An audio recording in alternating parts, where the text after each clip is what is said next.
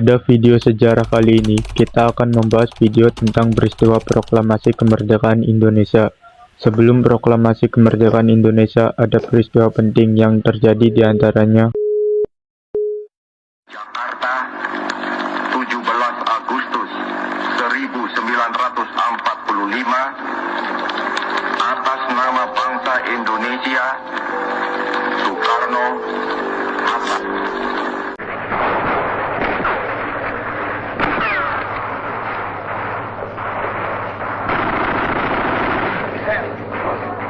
Yang pertama, kekalahan Jepang terhadap Sekutu, yang menjadi titik awal peristiwa proklamasi kemerdekaan Indonesia.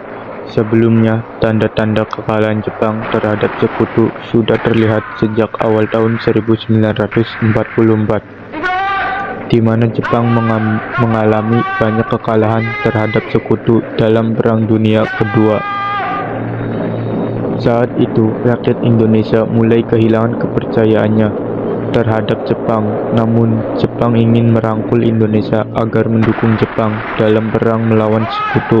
Oleh karena itu, untuk memperoleh kepercayaan dan dukungan rakyat Indonesia, pada tanggal 7 September tahun 1944, Perdana Menteri Kunaiki Koiso secara resmi mengumumkan janji kemerdekaan Indonesia di kemudian hari.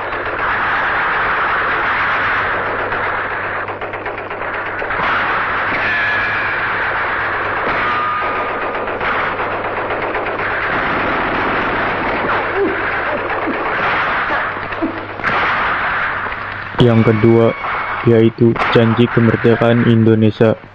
Untuk mensukseskan kemerdekaan Indonesia, dibutuhkan persiapan yang matang. Sebagai bentuk persiapannya, pada tanggal 1 Maret 1945, di bawah pimpinan Kumakichi Harada, membentuk PPUPKI yang dalam bahasa Jepang Dokuritsu Junbi Chosakai.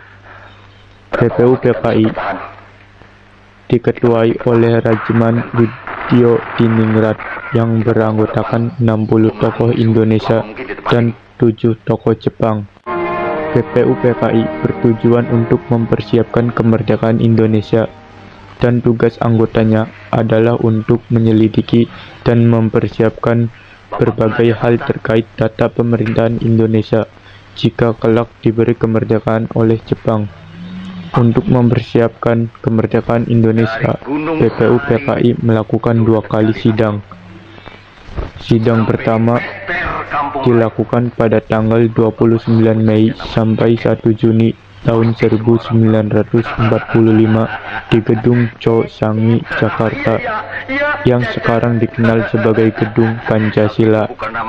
Tujuan sidang pertama PPUPKI adalah untuk menentukan rumusan dasar negara.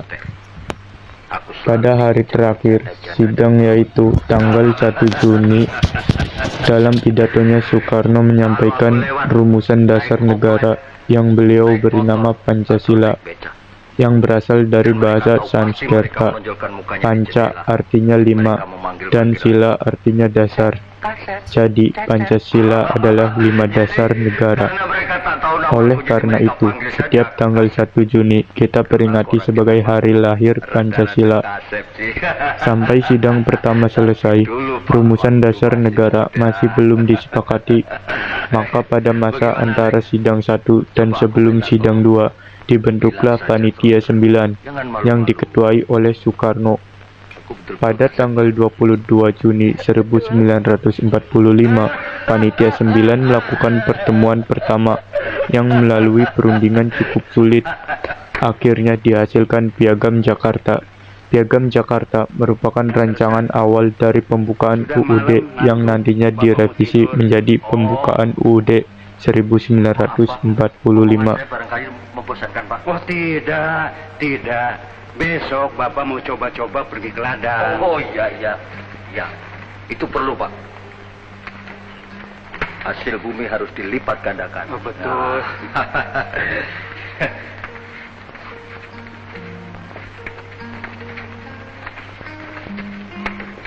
Dan Sersan, jangan kapok datang kemari. Oh tidak, Pak.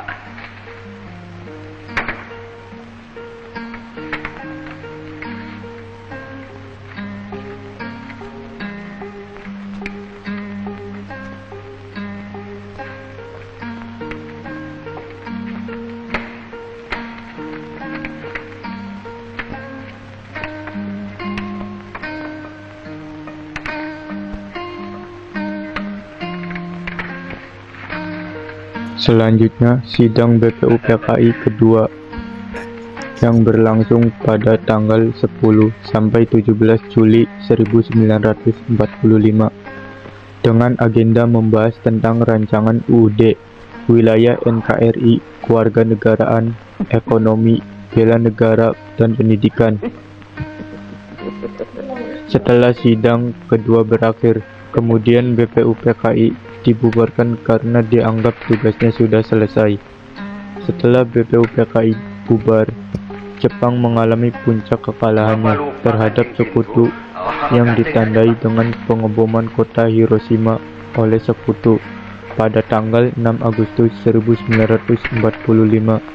Keesokan harinya setelah pengeboman pada kota Hiroshima, yaitu pada tanggal 7 Agustus 1945, Jepang mempertegas janji kemerdekaannya kepada rakyat Indonesia. Jepang di bawah pimpinan Jenderal Terauchi membentuk PPKI yang dalam bahasa Jepang Dokuritsu Junbi Inkai. PPKI diketuai oleh Soekarno dan diwakil ketuai oleh Muhammad Hatta. Anggotanya terdiri dari 21 tokoh Indonesia.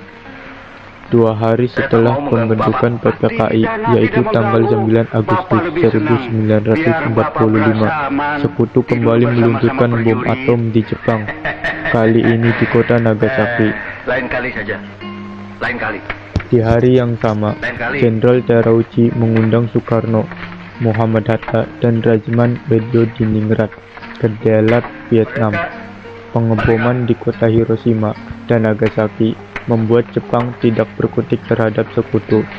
Sehari setelah pengeboman, berita tentang kekalahan Jepang mulai menyebar, namun pada saat itu Jepang menyita seluruh radio milik rakyat Indonesia agar berita kekalahan Jepang tidak didengar oleh rakyat Indonesia. Lalu bagaimana berita ini bisa sampai terdengar oleh rakyat Indonesia? Beberapa orang, salah satunya orang pemuda bernama Sultan Syahrir, sengaja menyembunyikan radio miliknya sehingga mendengar bahwa Jepang menyerah pada sekutu. Namun berita ini tidak diketahui oleh Soekarno, Muhammad Hatta, dan Rajman Wedodiningrat karena ketiga tokoh ini sedang dalam perjalanan menuju Dalat, Vietnam. Sampai Dalat, mereka mengadakan pertemuan dengan Jepang pada tanggal 12 Agustus 1945. Nanti saya panggil. Dalam pertemuan itu, Jenderal Terauchi mengatakan bahwa Ada tamu. pemerintah Jepang memutuskan akan memberikan kemerdekaan Indonesia kapanpun kemerdekaan boleh dinyatakan. Kemudian dilanjut membahas rancangan pelaksanaan kemerdekaan Indonesia. Sino nama? Entah kemana. Di akhir pertemuan, Jenderal Terauchi memberi selamat kepada Soekarno dan Hatta sebagai ketua dan wakil PPKI. Soekarno, Muhammad Hatta, dan Rajman kembali ke Indonesia pada tanggal 14 Agustus 1945. Orang yang sakit keras itu tak akan mati. Pada tanggal 15 Agustus 1945, Jepang menyerah tanpa syarat kepada sekutu dan Perang Dunia II berakhir. Di hari yang sama, para golongan muda mendesak Soekarno agar memproklamasikan kemerdekaan Indonesia. Namun Soekarno menolak karena Soekarno ingin musyawarah dengan PPKI untuk mempersiapkan kemerdekaan Indonesia. Yang begitu lengket sama kewajiban. Lalu terjadi perbedaan pendapat antara golongan tua dan golongan muda dan mendorong terjadinya peristiwa Rangas Dengklok. Golongan muda mengadakan pertemuan di Jalan Cikini nomor 71 Jakarta pukul 24.00 pada tanggal 15 Agustus 1945. Golongan muda sepakat untuk membawa Soekarno dan Muhammad Hatta keluar kota. Pada hari itu juga golongan muda pergi ke rumah Muhammad Hatta dan Muhammad Hatta menuruti kehendak golongan untuk turut serta. Kemudian mereka berangkat ke rumah Soekarno.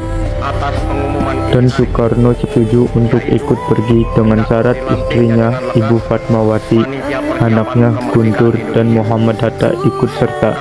Selama perjalanan, golongan muda tetap merahasiakan tujuan golongan ini pergi. Ternyata golongan ini membawa pergi mereka ke Rengas Dengklok. Pada tanggal 16 Agustus 1945, mereka tiba di Rengas Dengklok. Mereka ditempatkan di rumah keluarga Tionghoa yang simpati terhadap perjuangan bangsa Indonesia bernama Jiao Kie Siong. Sementara di Jakarta, rapat PPKI yang seharusnya dilaksanakan pagi hari gagal karena Soekarno dan Muhammad Hatta tidak ada di Jakarta.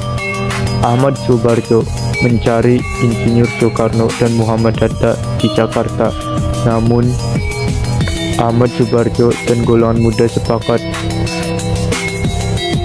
dan mereka ke Rengas Dengklok bersama Soekarno dan Muhammad Hatta. Ahmad Subarjo berjanji akan memproklamasikan kemerdekaan Indonesia paling lambat esok hari jam 12.00 WIB. Malam hari itu juga Soekarno dan Muhammad Hatta kembali ke Jakarta. Rombongan Insinyur Soekarno tiba di Jakarta pada tanggal 16 Agustus 1945 sekitar pukul 23.00. Insinyur Soekarno, Muhammad Hatta, dan Ahmad Subarjo pada hari itu juga merumuskan teks proklamasi kemerdekaan Indonesia. Insinyur Soekarno menulis kata pertama, proklamasi, dan Ahmad Subarjo menyampaikan kalimat, "Kami, bangsa Indonesia, dengan ini menyatakan kemerdekaan Indonesia." Kemudian Muhammad Hatta menambahkan kalimat, "Hal-hal yang mengenai pemindahan kekuasaan dan lain-lain diselenggarakan dengan cara seksama dan dalam tempo yang sesingkat-singkatnya." Kemudian Insinyur Soekarno menulis, "Jakarta, 17/8/05, Wakil-wakil bangsa Indonesia." Sebagai penutup, teks tersebut diserahkan kepada Sayuti Melik untuk diketik. Dan yang terakhir, pelaksanaan proklamasi kemerdekaan Indonesia. Insinyur Soekarno awalnya mengusul pembacaan teks proklamasi dilakukan di lapangan Monas atau dulu disebut lapangan Ikada. Namun, Insinyur Soekarno merasa jika diadakan di lapangan Ikada terlalu ramai, dapat menimbulkan bentrok antara rakyat dan militer Jepang. Kemudian Insinyur Soekarno mengusulkan pembacaan di rumahnya di Jalan Pegangsaan Timur nomor 56 Jakarta. Usul tersebut disetujui. Naskah proklamasi kemerdekaan Indonesia akan dibacakan pada Jumat 17 Agustus 1945 pukul 10.00 WIB. Saat itu sedang bulan puasa. Upacara diawali dengan pembacaan teks proklamasi oleh Insinyur Soekarno.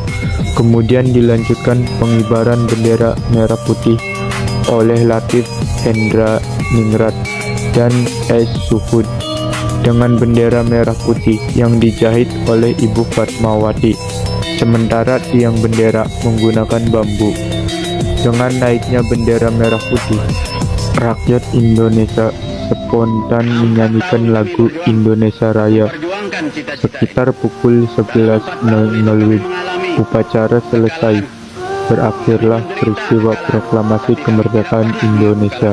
Kami senantiasa menyimpan dalam jiwa kami cita-cita Indonesia merdeka, berdaulat, adil, dan makmur. Perjuangan yang 4 tahun itu dengan penderitaan yang tidak sedikit daripada pemuda-pemuda Indonesia datang dari seluruh daerah bangsa.